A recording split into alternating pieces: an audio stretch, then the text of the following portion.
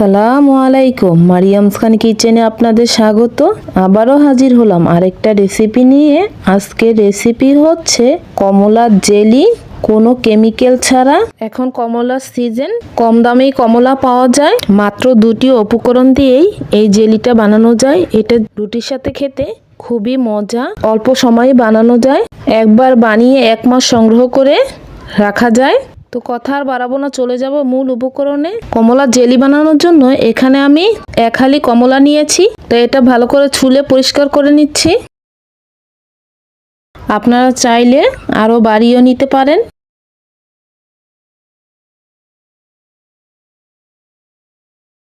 তো খুব ভালোভাবে পরিষ্কার করে নিচ্ছি।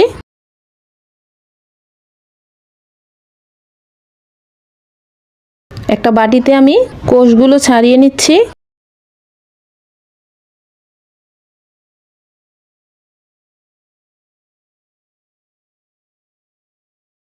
আপনারা চাইলে এখানে মালটা দিয়েও করতে পারেন। তো সবগুলো কোষ আমি ছাড়িয়ে নিয়েছি। তো এরকম একটা হাতল দিয়ে আমি কমলা থেকে রসগুলো বের করে নিচ্ছি। আপনারা চাইলে ব্লেন্ড করেও নিতে পারেন।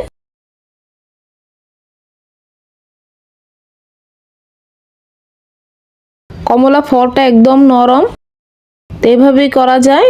দেখুন রসটা খুব সহজেই ছেড়ে আসছে।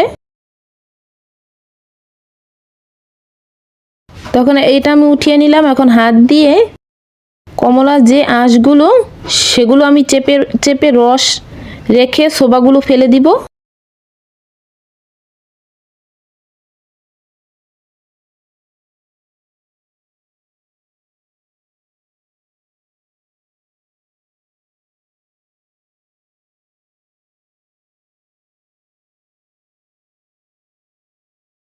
তো সম্পূর্ণ খোসাটা আমি ফেলে দিয়েছি।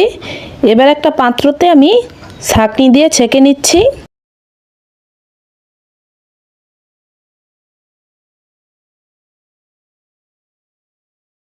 হাত দিয়ে ভালোভাবে চেপে চেপে নিচ্ছি যাতে রসগুলো সহজেই পড়ে যায়।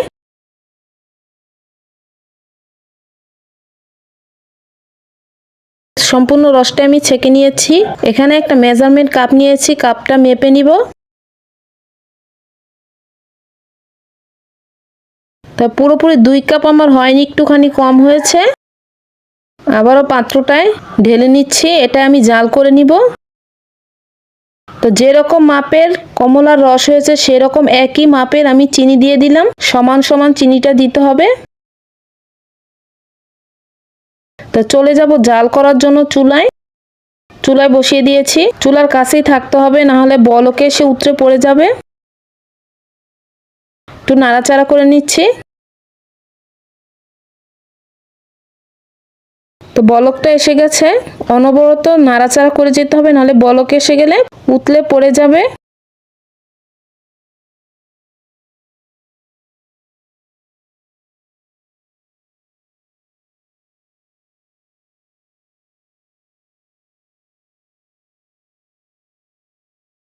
দেখুন ঘন হয়ে আসতেছে। একবারে বেশি ঘন করা যাবে না, এতে ক্যারামেল হয়ে যাবে, চিটচিট ভাব হয়ে যাবে। তো একদম কাছ থেকে দেখার চেষ্টা করতেছি।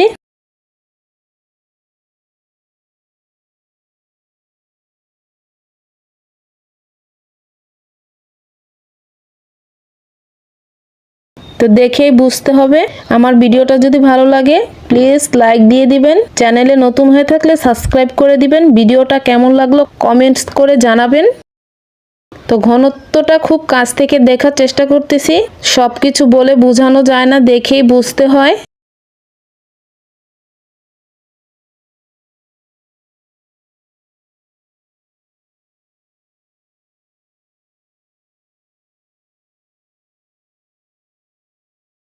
তো চামচ দিয়ে ঘনত্বটা দেখিয়ে দিচ্ছি। তা এবার আমি চুলা থেকে নামিয়ে নিব। তো এখানে একটা কাচের পট নিয়েছি, এটা গরম অবস্থায় ঢেলে নিতে হবে। তা ঢেলে নিলাম। আমি এবার 3 থেকে 4 ঘন্টা অপেক্ষা করব। তো 4 ঘন্টা পরে আসলাম। একটা রুটি নিয়েছি আমি দেখিয়ে দেওয়ার জন্য। দেখুন জেলিটা কতটা সুন্দর ভাবে জমে আছে। এটা 1 মাস সংরক্ষণ করে খেতে পারবেন। এই জেলিটা খেতে খুবই মজা। ছোটরাও শখ করে খাবে।